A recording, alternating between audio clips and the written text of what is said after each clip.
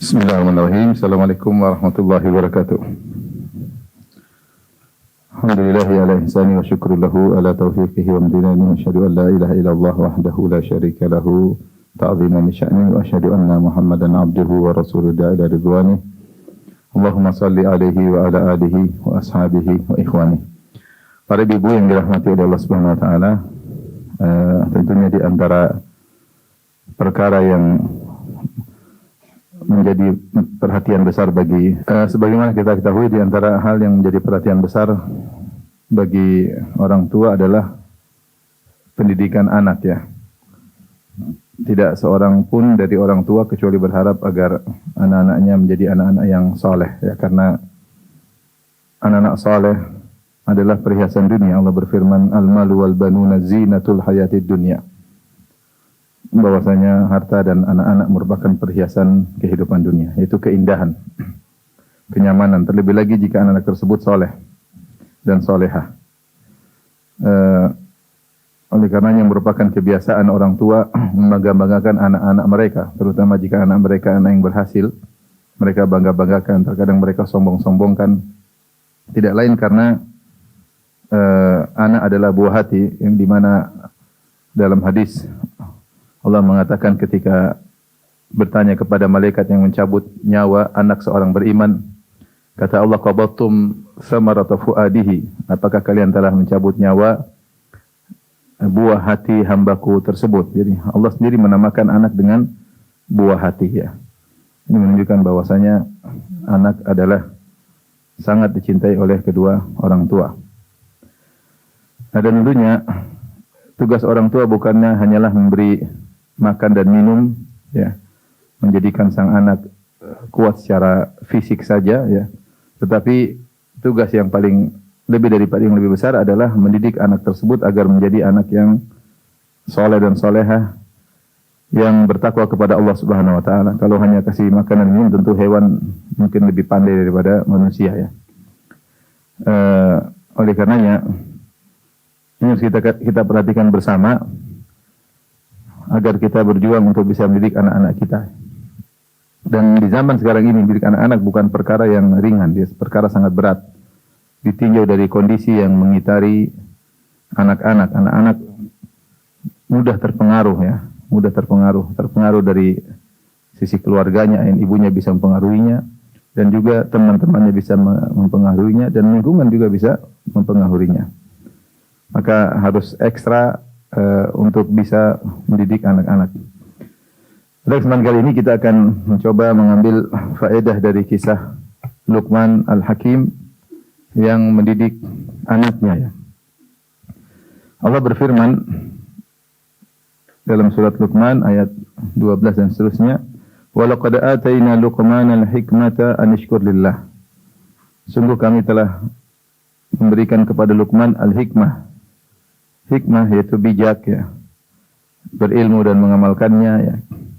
Anishkur lillah, maka bersyukurlah kepada Allah Subhanahu wa taala. Wa may yashkur fa innama yashkur li nafsihi wa man kafara fa innallaha ghaniyyun hamid. Siapa yang bersyukur sungguhnya dia telah bersyukur kepada dirinya sendiri, dan siapa yang kufur maka sungguhnya Allah Maha Kaya dan Maha Terpuji. Luqman di mayoritas ulama berpendapat bahwasanya beliau adalah seorang lelaki yang bijak, al-hakim, dan dia bukan seorang nabi. Segelintir ulama mengatakan beliau seorang nabi, namun yang benar beliau adalah seorang yang bijak. Dan disebutkan beliau adalah Abdun Habasyi, yaitu dari Habasyah, dari Ethiopia, berkulit hitam, azimul syafatain, disebutkan bahwasanya bibir beliau tebal, kemudian musyaqqaqul qadamain, kedua kaki beliau pecah-pecah, artinya secara fisik adalah orang yang sangat biasa. Berkulit hitam, bibir tebal, kaki juga tidak terawat, ya. Kemudian diperselisihkan apa pekerjaannya. Ada yang mengatakan najjar, tukang kayu, ada yang mengatakan khayyat, tukang jahit, ada yang mengatakan ra'il ghanam, pengembala kambing. Ini syarat bahwasanya untuk mendidik anak tidak harus jadi seorang ustaz, ya. Untuk mendidik anak tidak harus menjadi seorang ustaz. Bahkan betapa banyak, ya, orang-orang yang bukan ustadz berhasil mendidik anak-anaknya, dan terkadang ustadz pun sulit mendidik anaknya karena kesibukannya, karena mungkin hal-hal yang lainnya. Dikira jangan kita berkecil hati, saya begini, tidak, siapa saja kalau bertekad untuk mendidik anak, maka insya Allah dia akan dimudahkan oleh Allah Subhanahu wa Ta'ala. Penting berdoa dan berusaha mendidik anak dengan cara yang baik. Lihatlah Luqman al-Hakim, hanya orang biasa, ya, namun dia bijak, ya, dan di antara kebijakannya adalah bagaimana cara dia, metode dia dalam mendidik anaknya. Ini Allah mengingatkan, anishkur lillah, maka bersyukurlah kepada Allah Subhanahu wa Ta'ala.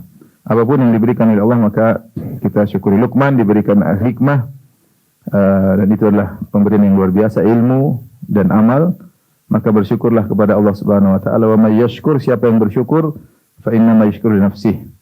Siapa yang bersyukur, maka dia bersyukur untuk dirinya sendiri. Disebutkan oleh para ulama juga di salah satu metode, karena ini ayat dibawakan kaitannya dengan mendidik anak, maka ini salah satu metode bahwasanya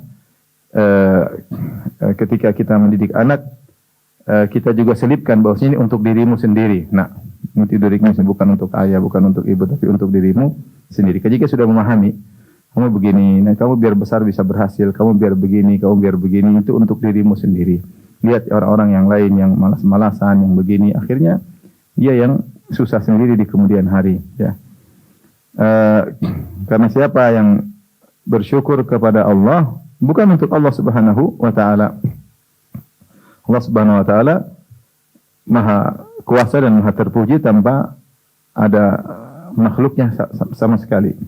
Allah memiliki sifat yang azali, sifat maha kaya, sifat maha terpuji, meskipun belum ada makhluk. Belum ada makhluk. Keberadaan makhluk tidak menambah kemuliaan Allah Subhanahu wa Ta'ala sama sekali. Sebagaimana dalam hadis qudsi Allah mengatakan, ya ibadi law anna awwalakum wa akhirakum wa insakum wa jinnakum kanu ala atka qalbi rajulin wahidin minkum ma zada fi mulki syai'a. Wahai hamba-hambaku, jika kalian seluruhnya dari awal sampai akhir, jin dan manusia, semuanya hatinya adalah hati orang yang paling bertakwa, semuanya seperti Nabi Muhammad SAW, semuanya seperti Jibril, tidak akan menambah kekuasaanku sedikit pun. Karena sifat Allah maha terpuji, maha kaya adalah sifat azali. Azali itu saat ketika Allah bersendirian, belum ada makhluk, Allah sudah mulia. Keberadaan makhluk tidak menambah kemuliaan Allah sama sekali, karena Allah sudah sempurna di puncak kemuliaan.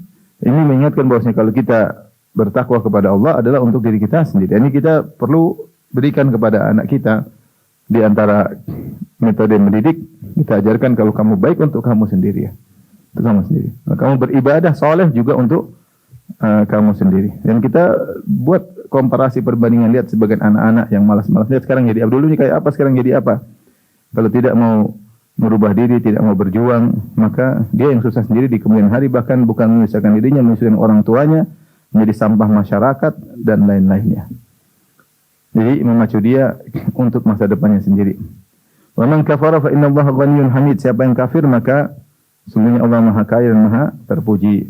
Sebaliknya, jika ada orang kafir, maka tidak mengurangi kekayaan dan kemuliaan Allah sama sekali. Kata Allah dalam berdiskusi, ya ibadi law anna awwalakum wa insakum wa jinnakum kanu ala afjari qalbi rajulin wahidin minkum ma naqasa fi mulki syai'a. Wahai hamba-hambaku, jika kalian seluruhnya dari awal sampai akhir, jin dan manusia, punya hati seperti orang yang paling buruk, seperti iblis, seperti Abu Jahal, seperti Abu Lahab, seperti Fir'aun, maka tidak akan mengurangi kekayaan Allah sama sekali. Miliaran manusia, 1 triliun manusia, semuanya kayak Fir'aun, tidak akan mengurangi kemuliaan Allah Subhanahu wa Ta'ala. Karena tadi sifat Allah adalah azali, Allah Hamid, Allah Ghani, sebelum ada makhluk.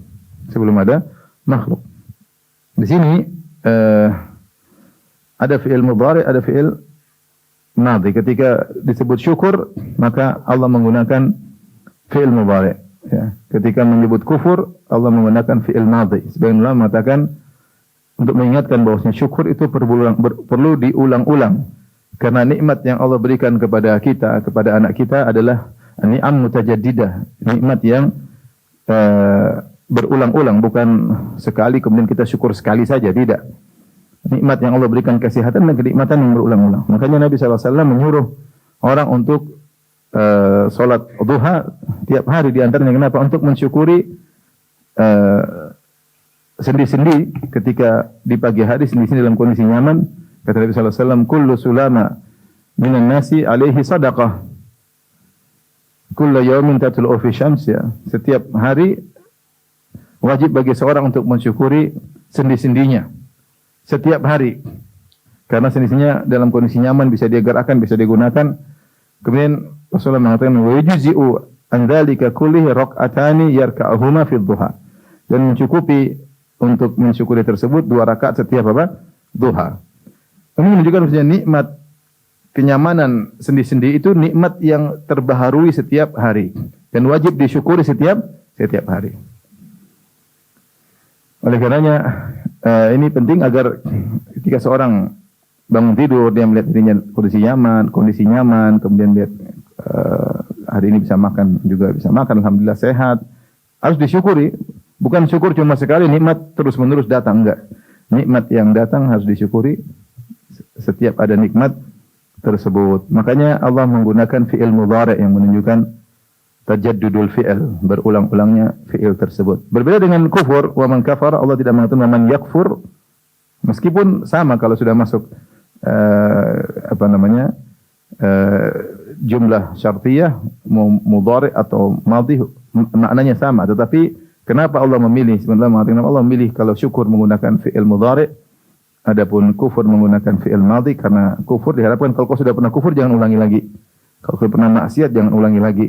Kalau kau pernah mengingkari, tidak bersyukur ke kufur nikmat atau kufur i'tiqad, maka jangan diulangi lagi. Adapun syukur hendaknya berulang-ulang.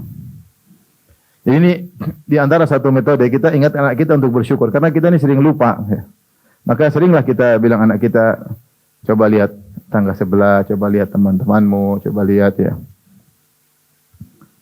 Seperti anak ngelapor, jarang sama orang tua, jarang sama dia misalnya. Nah, kita ingatkan, coba kemarin jalan-jalan kemana, coba kemarin pergi kemana aja. Oh, ini baru ingat, nggak apa-apa. Supaya dia tahu bahwasanya dia lupa mungkin kebaikan-kebaikan yang lalu kita ingatkan. Maka demikian juga masalah nikmat, kita ingatkan anak-anak ya, agar kalau dapat kenikmatan untuk mensyukurinya. Makanya ketika Nabi SAW makan bersama para sahabat, ketika keluar kelaparan, Nabi, Abu Bakar dan Umar kemudian makan bertemu di rumah seorang Ansari, kemudian Rasulullah SAW makan korma, kemudian makan kambing. Rasulullah berkata, Wallahi la tus'alunna an hadan na'im. Demi Allah kalian akan ditanya tentang kenikmatan ini. Itu hendaknya kita syukuri. Ini nikmat yang luar biasa. Kita bisa makan hari ini, kita keluar dalam kondisi lapar, kemudian makan.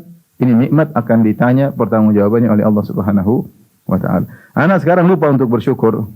Kenyamanan yang ada, kemudian asyik main ini, asyik main anu, lupa untuk bersyukur. Lupa untuk bersyukur, ini adalah nikmat dari Tuhan, tidak terpanggil dia untuk beribadah kepada Allah. Tapi kalau dia disadarkan ini nikmat, Allah kasih begini, Allah kasih begitu, Allah kasih begini, maka dia terpanggil untuk bersyukur kepada Allah Subhanahu wa taala. Apalagi kalau kita bandingkan, lihat masih banyak orang susah, masih banyak orang tidak bisa begini, tidak bisa begitu, lihat anak-anak seperti ini, sehingga terpanggil dirinya untuk mensyukuri Allah Subhanahu wa taala. Tentunya ini untuk semuanya, bukan cuma untuk anak-anak. Kita pun demikian, ingat nikmat-nikmat yang Allah berikan kepada kita, ingat masa lalu kita ya. Saya sering sampaikan bagaimana Uwais Al-Qarani ketika dia berdoa kepada Allah Subhanahu wa taala untuk disembuhkan dari penyakit baras, dia minta agar disisakan seukuran keping dirham di perutnya, jangan sembuh. Supaya apa? Supaya dia selalu kalau lihat itu dia ingat, saya dulu pernah begini, saya dulu pernah begini. Makanya kalau ibu lupa bersyukur sama Allah, coba lihat foto 30 tahun lalu, kurus kerempeng kan? Sekarang udah gembrot, alhamdulillah. Bersyukur sama Allah Subhanahu wa taala. Lihat ya. Syukur ya. Dulu coba rumah pakai gedek, sekarang alhamdulillah pakai kayu, alhamdulillah. Bersyukur sama Allah Subhanahu wa taala. Jadi anak-anak pun demikian, kita ajar untuk bersyukur. Dan tadi di poin pertama, ingatkan ini untuk dirimu sendiri. Kalau kau bersyukur, ya yang paling utama untuk dirimu sendiri. Yang kedua, syukur itu harus diulang-ulang. Baik, kemudian Allah Subhanahu wa taala menyebutkan tentang bagaimana di antara hikmah Luqman. Luqman hikmahnya banyak. Dikumpulkan oleh para ulama tentang perkataan-perkataan bijak Luqman. Di antara dikumpulkan juga oleh Thahib bin Asyur dalam tafsirnya. Tapi di antaranya ini, wa idh qala Luqmanu li binihi, tatkala Luqman berkata kepada putranya. Wa huwa ya'idhuhu, perhatikan, dia bukan sekedar berkata, tetapi dalam kondisi memberi mau'idhah, serius ketika memberi nasihat kepada anak, dia ya'idhuhu. Bukan sekedar Allah tidak berkata wa idh qala Luqmanu li binihi kemudian ya bunayya, enggak. Tapi Allah masukin di tengah-tengah wa huwa ya'idhuhu dalam kondisi sedang memberi wejangan. Jadi menunjukkan keseriusan ketika memberi nasihat kepada anak, diniatkan saya sedang menasihat. Bukan sekedar sampaikan yang sudah sampaikan, enggak. Itu bukan begitu. Itu namanya bukan mau'idhah. Mau'idhah itu dimaksudkan kita berikan kepada anak. Duduk kita sampaikan. Dan pengertian mau'idhah adalah nasihat yang makrunah bil targhib wa tarhib. Yaitu pendidikan yang nasihat yang disampaikan ada targhib, ada tarhib, ada motivasi dan ada peringatan. Kamu kalau begini insyaallah, tapi kalau kamu enggak begini, kalau kamu makan begini, itu namanya mau'idhah. Maka menasihati anak butuh keseriusan. Dan saya sampaikan bahwasanya anak-anak kita taruh di pondok, kita taruh datangkan guru, itu cuma sekedar partner kita membantu kita untuk mendidik anak-anak. Yang bertanggung jawab pertama kita yang bertanggung jawab, yang disuruh berdiri oleh Allah untuk ditanya pada hari kiamat orang tuanya langsung, gurunya itu urusan belakangan, nomor 2, nomor 10, nomor 30. Sehingga jangan jadi banyak kesalahan orang kalau ditaruh orang di pondok sudah selesai tugas. Enggak. Kau tugasmu mengecek pondok tersebut, pendidikannya bagaimana, tetap interaksi sama anak tersebut sehingga ikatan batin tidak terputus. Cek bagaimana teman-temannya, dengar curhatannya, karena pondok ini sekedar partner kita untuk membantu kita mendidik, bukan penanggung jawab utama. Penanggung jawab kita sendiri.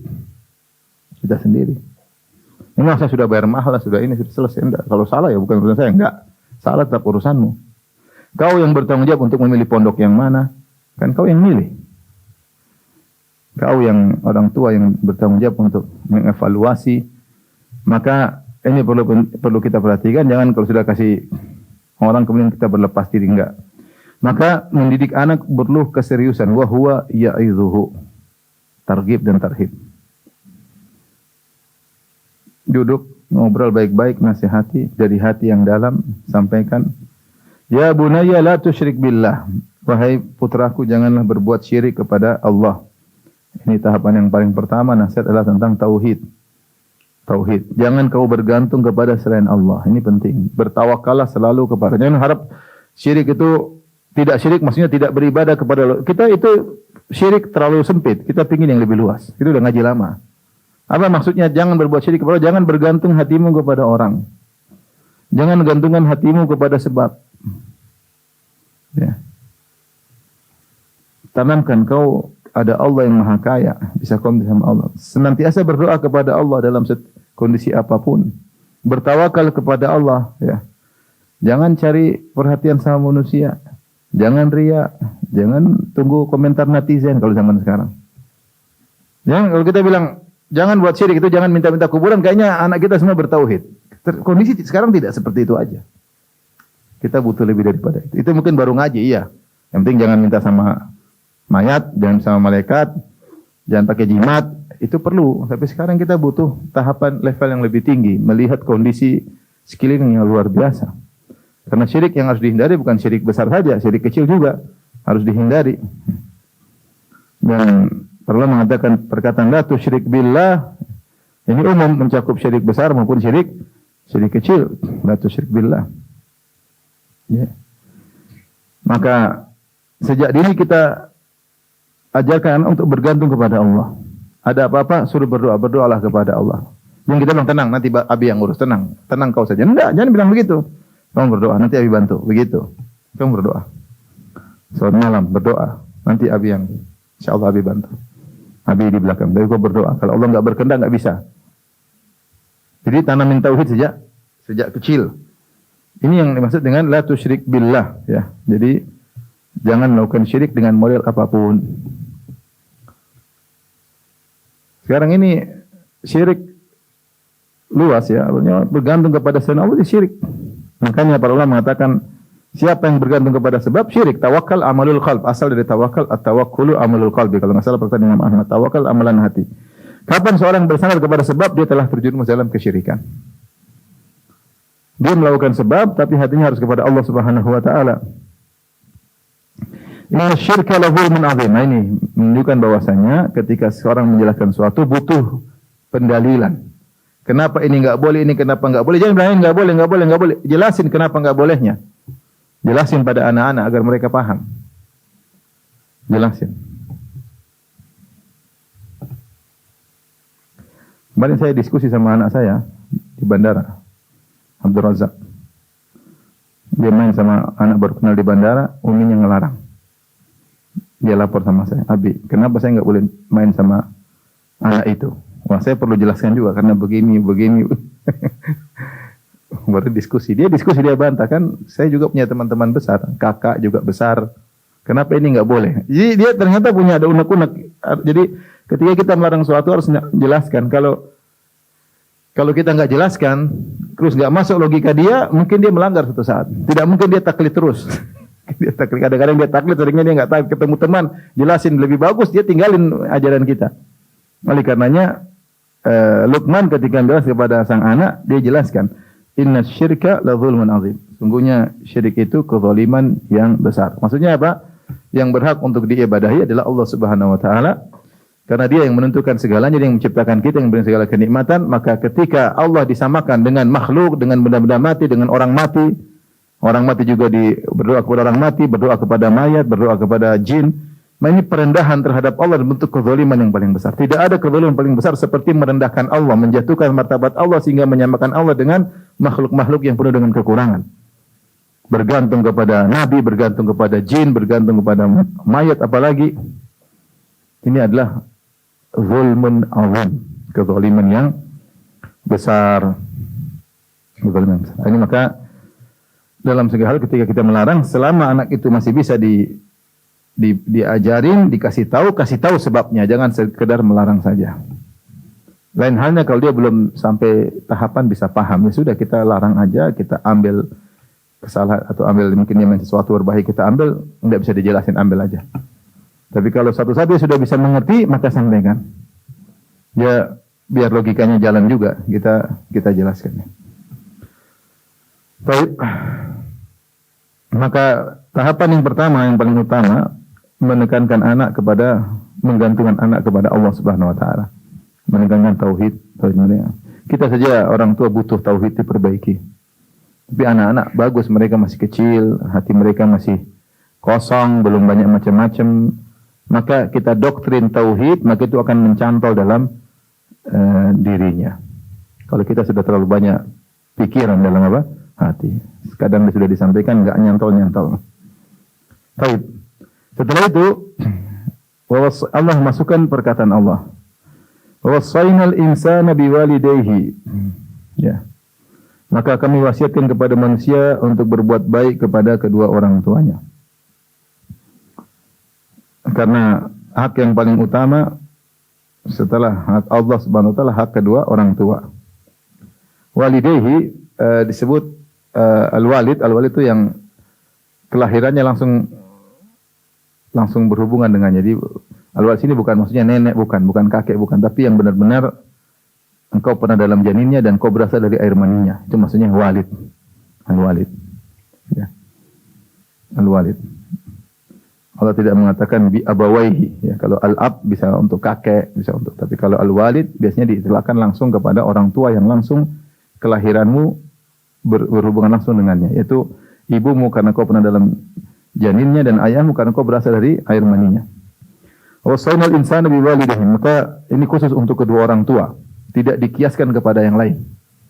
Tidak dikiaskan kepada kakek nenek, apalagi dikiaskan kepada ayah angkat, ibu angkat, apalagi dikiaskan kepada ibu mertua, bapak mertua.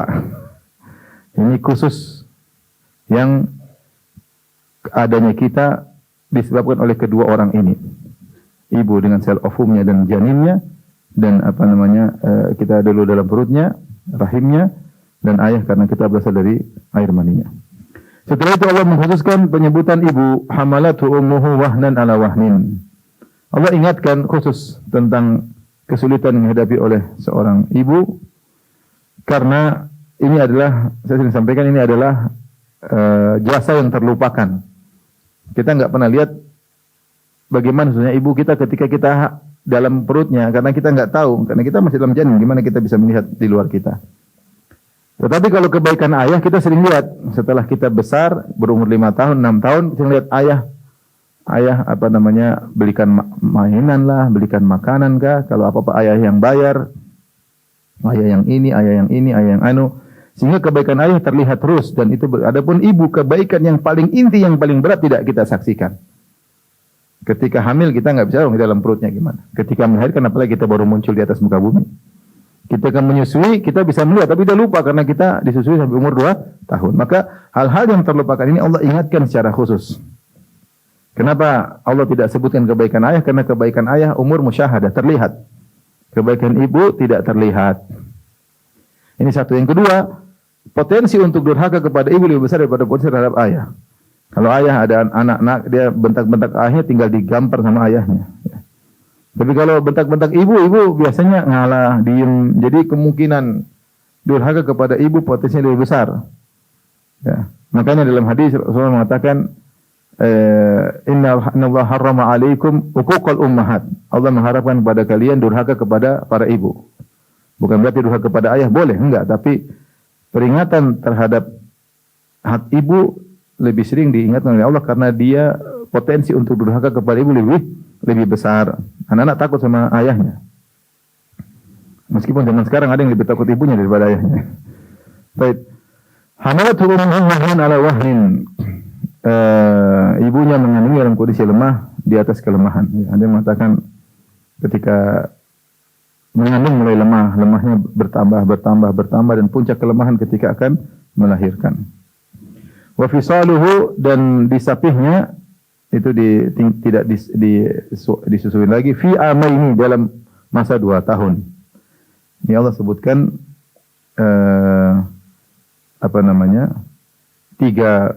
tiga keutamaan ibu, yaitu mengandung, melahirkan, dan menyusui. Anishkurli, maka bersyukurlah kepadaku, wali walidayka ilayal masir, dan bersyukurlah kepada kedua orang tuamu, dan kepadakulah kalian akan kembali. Ya, kembali. Tapi di sini sebagian ulama mengatakan hamalathu ummuhu wahnan. Wahnan ini ada yang mengatakan kembali kepada hamalathu, bukan kepada ibunya. Jadi ibunya mengandungnya dia dalam kondisi lemah.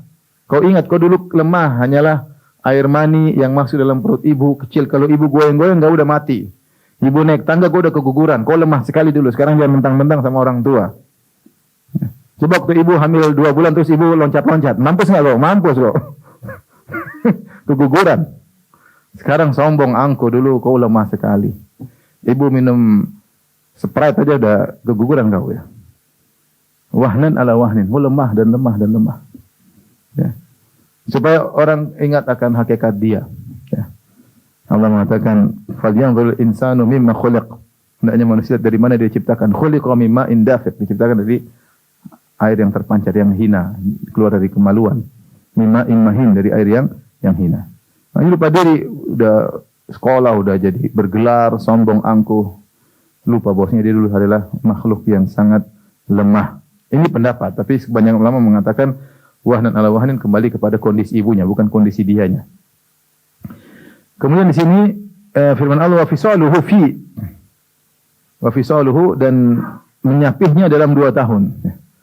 Sebenarnya mengatakan fi amaini, dalam 2 tahun, maksudnya menunjukkan dalam selama 2 tahun tersebut kau boleh menyapihnya, tidak harus di puncak 2 tahun. Makanya dia menyapihnya dalam 2 tahun, seakan-akan dia masuk dalam interval 2 tahun tersebut, kau boleh menyapihnya selama 2 tahun tersebut. Dalam ranah 2 tahun tersebut kau boleh menyapihnya. Sebenarnya mengatakan dalil jika memang seorang ibu dalam kondisi tertentu harus menyapi anaknya meskipun dia baru menyusui setahun atau 6 bulan, tidak mengapa, tidak berdosa. Meskipun yang paling sempurna dia susuin sampai 2 tahun. Tapi boleh enggak menyusui lebih dari 2 tahun? Boleh, ini perkara duniawi, boleh. Boleh, tapi 2 tahun sudah cukup. Ya, kalau lebih juga enggak ada masalah selama itu tidak ada kemudaratan, maka tidak mengapa. Tapi seandainya disapi sebelum 2 tahun tidak jadi masalah kalau memang kondisi mengharuskan demikian.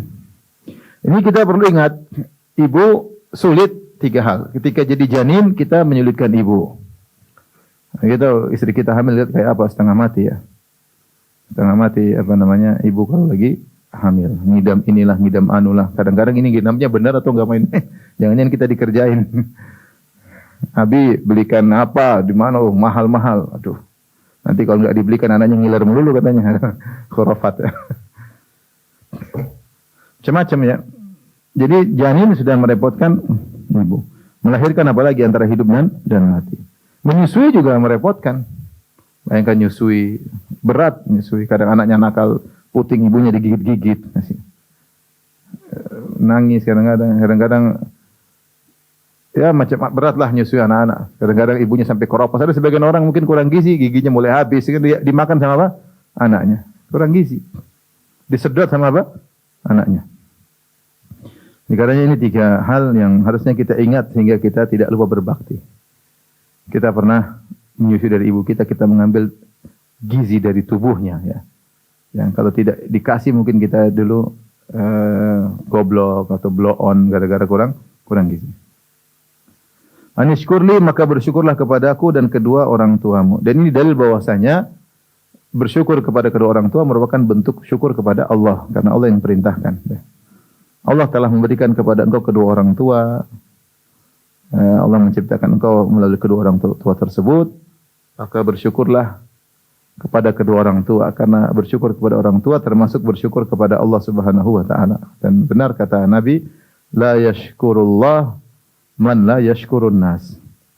Tidaklah bersyukur kepada Allah orang yang tidak bersyukur, tidak tahu berterima kasih kepada manusia. Dan seburuk-buruk orang tidak tahu berterima kasih, tidak tahu berterima kasih kepada kedua orang tuanya. Kalau kau melihat ada orang tidak berbakti sama orang tua, jangan berharap bergaul dengan dia. Jangan berharap bergaul dengan dia, karena dia pasti tidak tahu terima kasih. Sama orang tuanya sendiri tidak tahu terima kasih, sebagai kamu ya. Dia berhubungan dengan kamu hanya karena kemaslahatan. Nanti kapan-kapan dia lupa dengan kebaikanmu. Ilayal masir, dan kepada akulah kalian akan dikembalikan. Maksudnya Allah akan menghisap kalian tentang bakti kalian kepada kedua orang tua. Jangan disangka tidak akan dihisap. Ini Allah alam bisawab. Ini perkataan Allah. Jadi Allah selipkan. Ya. Karena seakan-akan kurang etis seandainya Luqman berkata, wahai anakku, sungguhnya aku adalah bapakmu. Kayaknya kurang pas. Ya. Maka Allah langsung masukkan Allah yang menasihati. Tentunya Luqman beri nasihat juga kepada anaknya untuk berbakti kepada orang tua. Tapi Allah masukkan ya. Ada yang mengatakan karena kalau Luqman yang sampaikan seakan-akan tidak umum. Tapi Allah yang bicara langsung, Allah selipkan perkataan dia di antara nasihat Luqman agar ini mencakup umum kepada siapa saja. Maka di antara metode dalam mendidik anak-anak, mengingatkan tentang kebaikan orang tua. Mungkin kalau kita yang sampaikan gak etis, tapi kita ingatkan kepada anak kita kebaikan ibu. Mamamu dulu begini. Ketika dia ngeluh, abi mama begini, umi begini. Mama dulu yang begini loh. Kamu begini. Dia bilang, mamamu kurang ajar, memang tidak tahu didik anak-anak. Sebaliknya kalau dia ngeluh kepada uminya tentang ayahnya, mamanya ingatkan, abimu dulu begini. Dan anak perlu diingatkan. Saya pernah baca, maksudnya tidak mengapa seorang tua mengingatkan kebaikannya. Bukan dalam rangka untuk alman, bukan. Tapi agar anak ini tidak terjerumus dalam dosa besar. Sebagaimana yang mengatakan boleh seorang suami ingatkan kebaikan dia kepada istrinya. Bukan dalam rangka dia mentang-mentang minta balas budi, enggak. Agar istrinya tidak terjerumus dalam kedurhakaan. Agar tidak terjerumus. Karena kalau di antara sebab terbesar wanita masuk neraka adalah durhaka kepada suami. Demikian juga seorang anak durhaka kepada orang tua bisa masuk neraka. Tapi lebih baik, lebih hati-hati agar kita tidak terjatuh dalam alman. La tubtilu shadaqatikum bil manni wal adha. Alman yaitu mungkit. Maka sebaiknya kita ungkit kebaikan ibunya dan ibunya mungkit kebaikan sang ayah. Sehingga anaknya ingat. Ya. Tentu tidak terus-terusan, tapi ketika ada tanda-tanda dia lupa, ingatkan. Maka Allah langsung ingatkan dalam ayat ini tentang kedudukan kedua orang tua. Bahkan Allah ingatkan lagi, wa in jahadaka ala an tusyrika bi ma laysa laka bi ilmin fala tuti'huma. Jika keduanya memaksamu untuk berbuat syirik kepadaku yang engkau tidak punya ilmu tentangnya, maka jangan taat kepada keduanya. Wa sahibuhuma fid dunya ma'rufa, akan tetapi pergaulilah mereka berdua di dunia dengan cara yang ma'ruf. Di sini sampai Allah gambarkan jika kedua orang tuanya di puncak kerusakan, sudah syirik, maksa syirik. Sudah syirik, maksa lagi kamu untuk syirik. Kalau syirik aja masih oke lah, dia tidak paksa. Ini maksa anaknya untuk apa? Syirik. Sebagaimana yang dilakukan oleh ibunya Sa'ad bin Abi Waqqas kepada Sa'ad bin Waqqas. Dia bilang, nak, Sa'ad bin Waqqas terkenal orang yang sangat berbakti. Kalau kau tidak nurut ibu kan bunuh diri. Kalau kau tidak nurut, biar aku mati sehingga orang bilang Sa'ad bin Waqqas ibunya mati gara-gara dia, supaya kau tercela. Dia mengancam Sa'ad bin Waqqas untuk durhaka, untuk berbuat syirik. Dan ayat ini turun tentang ini juga turun kepada Sa'ad bin Abi Waqqas. Nah, kalau dalam kondisi demikian saja seorang tetap berbakti kepada kedua orang tuanya, ya, ini berlaku ingat kepada dua orang tua langsung, bukan kepada kakek nenek, enggak. Tidak dikiaskan, ini dua orang tua yang langsung, ya. Oleh karenanya hukum berbeda antara dua orang tua dengan kerabat. Kalau dua orang tua musyrik, tetap wajib berbakti kepadanya sebagaimana kalau keduanya muslim, tidak ada bedanya. Tetap berbuat baik, kasih kue, kasih hadiah, telepon, datang ke rumahnya, meski keduanya musyrik. Tapi kalau kerabat yang lain, kakak, adik, tante, om, kakek, nenek, maka sunnah, tidak wajib. Tapi kalau kedua orang tua meskipun musyrik tetap wajib berbakti kepada kedua orang tua. Karena mereka punya jasa khusus. Nah, apalagi kalau kedua orang tua tidak sampai derajat ini. Cuma sekedar minum khamar, mungkin berzina, mungkin tukang main judi, mungkin meninggalkan mama, mungkin apa. Tetap berbakti. Wong ini saja kondisi musyrik. Maksa musyrik, apa maksiat tertinggi? Musyrik, kesyirikan. Maksa kita musyrik, tetap kita disuruh berbakti kepadanya, berbuat baik kepadanya. Apalagi kalau orang tua tidak sampai seperti itu. Makanya sering tanya, Ustaz, bagaimana orang tua saya gini? Ustaz, orang tua ninggalkan ibu saya, orang tua saya tukang mabuk, orang tua saya berzina. Saya sering dapat pertanyaan gitu. Ya, tetap berbuat baik, tetap berbakti, dan sebaik-baik bakti adalah mendakwahi mereka. Sebaik-baik bakti mendakwahi mereka. Mau terima nggak urusan, dakwahi mereka agar mereka meninggalkan kemaksiatan yang mereka lakukan. Di sini Allah mengatakan, ala an tusyrika bi ma laisa laka bihi ilmun. Kalau mereka memaksamu untuk melakukan kesyirikan yang kau tidak punya ilmu sama sekali. Ini tidak ada mafhum mukhalafahnya. Jangan mengatakan kalau kau punya ilmu tentang syirik boleh syirik, enggak. Ini Allah menekankan, ini namanya wasful lazim. Sifat yang melazimi kesyirikan. Syirik itu enggak ada dalilnya sama sekali. Mau dipakai dalil apapun enggak akan bisa memunculkan namanya syirik. Seperti Allah mengatakan, wa may yad'u ma'allahi ilahan akhar la burhana lahu bihi. Siapa yang menyembah selain Allah yang tidak ada argumentasinya, bukan berarti mafhum mukhalafahnya kalau ada argumentasinya boleh kita sembah. Ini maksudnya bukan sifat yang ada mafhum mukhalafahnya, bukan, tapi dia wasful lazim untuk penekanan bahwasanya yang disembah selain Allah tidak ada buktinya, tidak ada argumentasi. Sama seperti ini. Wa in jahadaka ala an tusyrika bi ma laysa laka bi ilm. Kalau mereka berdua maksamu untuk berbuat syirik yang tidak ada dalilnya sama sekali. Maksudnya syirik itu tidak ada dalilnya. Maka ini perlu kita tahan. Sekarang zaman ini banyak orang mulai bikin dalil untuk syirik. Minta ke mayat ada dalilnya. Kita bilang itu nggak ada dalilnya. Kita bantah. Secara logika nggak mungkin. Nggak ada dalilnya. Ya. Pakai jimat ada dalilnya. Pasang foto wali ada dalilnya. Semua ada dalilnya. Logika. Oh, kalau kita ini siapa? Kita nggak bisa langsung sama Allah. Kita, semua harus kita bantah. Syirik nggak ada dalilnya sama sekali. Syirik itu nggak ada dalil, semua nggak logis, mau dilogis-logiskan. Bagaimana menyembah mayat, menyembah nabi, menyembah patung, nggak ada dalil sama sekali. Jadi syirik itu mau dipakai sisi pendalilan apapun dalam usul fikih nggak bakalan sampai. Syirik itu nggak ada dalilnya. Allah tekankan, ingat syirik itu nggak ada dalilnya, maka kau bertahan, jangan ikut-ikutan syirik. Makanya juga dalil kita ajarkan anak kita, kamu harus tegas, jangan sampai karena kamu pekewo kamu terjun dalam syirik, jangan. Ada orang ngajak pakai jimat karena nggak enak ikutan pakai jimat. Jangan. Ada orang ngajak ke dukun karena nggak enak ikut apa? Pergi ke dukun. Ada orang ajak ke acara keagamaan agama lain karena nggak enak ikut-ikutan. Jangan. Ya. Orang tuamu saja kau selisihi. Yang paling berjasa kepada kamu kau tidak ikuti. Apalagi selain orang tuamu. Kamu aja orang tua ngajak syirik nggak usah pegang. Enggak, ayah, enggak. Ini enggak boleh ya.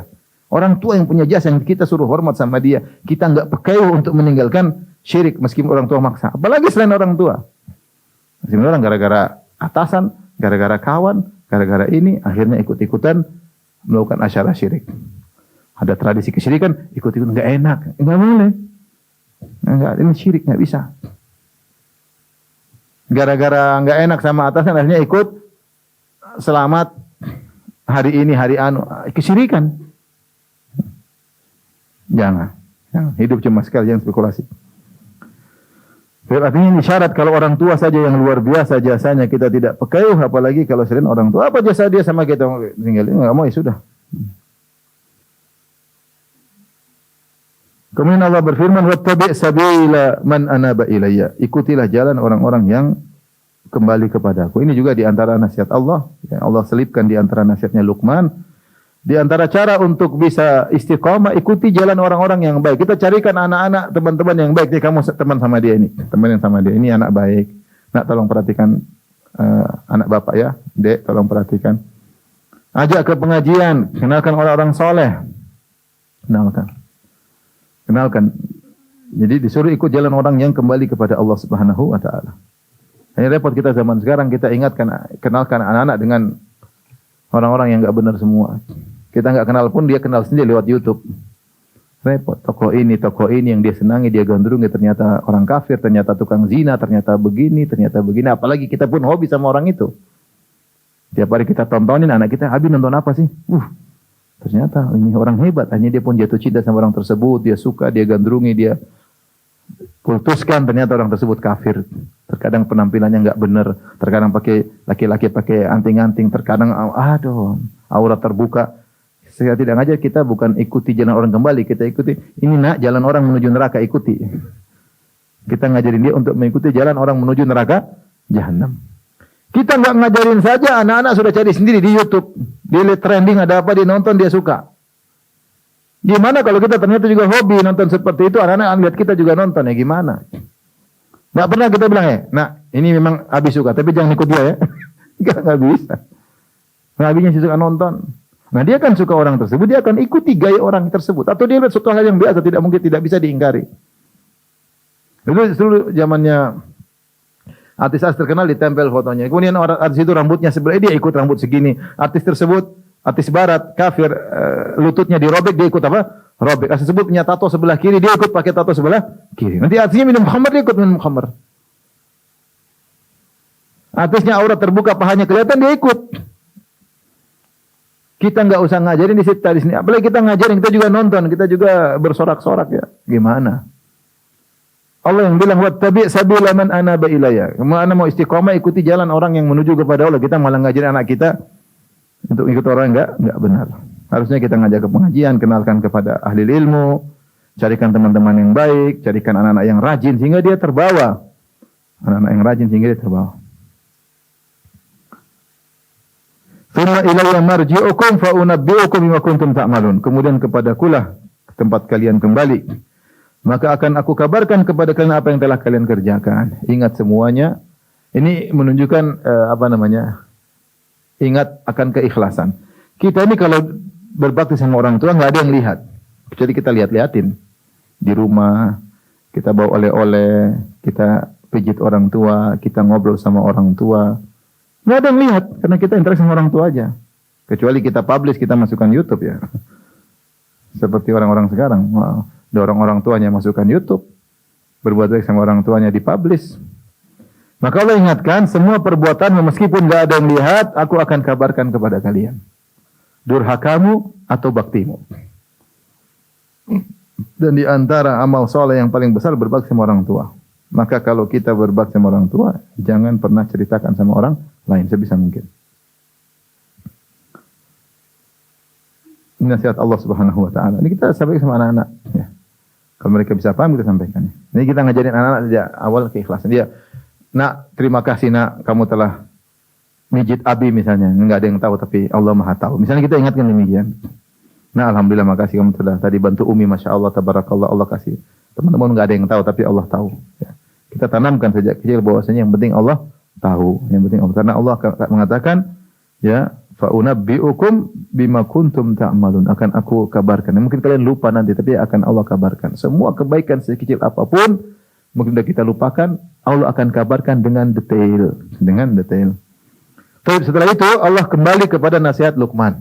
Nasihat Luqman pada anaknya. Luqman berkata, "Ya bunayya, wahai putraku." Ini panggilan yang paling lembut, yaitu wahai ananda, wahai putra kesayanganku, wahai buah hatiku. Ini sekedar ungkapan ya bunayya. Dia enggak mengatakan ya bini, ya bunayya. Sama seperti Nabi Nuh ketika panggil anaknya, "Ya bunayya arkam ma'ana wa la takum ma'al kafirin." Anaknya di puncak nakal-nakalnya, penjahat, kurang ngajar, jengkelin orang tua, dia masih panggil ya bunayya, wahai putra yang aku sayang, wahai bunayya, itu putra kecilku. Isim tasghir untuk menunjukkan kasih sayang. Ya bunayya. Jadi ini penting, anak-anak ketika kita kasih nasihat, dia harus tahu bahwasanya kita sayang sama dia. Ini penting, poin sangat penting.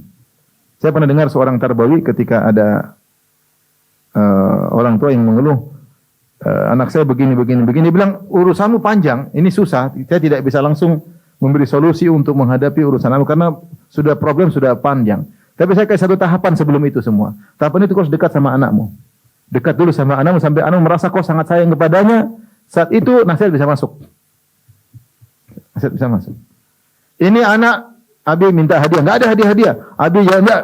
Nah, kamu enggak boleh. Gimana dia mau dengar? Ini orang tua enggak pernah kasih hadiah, enggak pernah ajak jalan-jalan, bentak melulu, dia enggak mau dengar.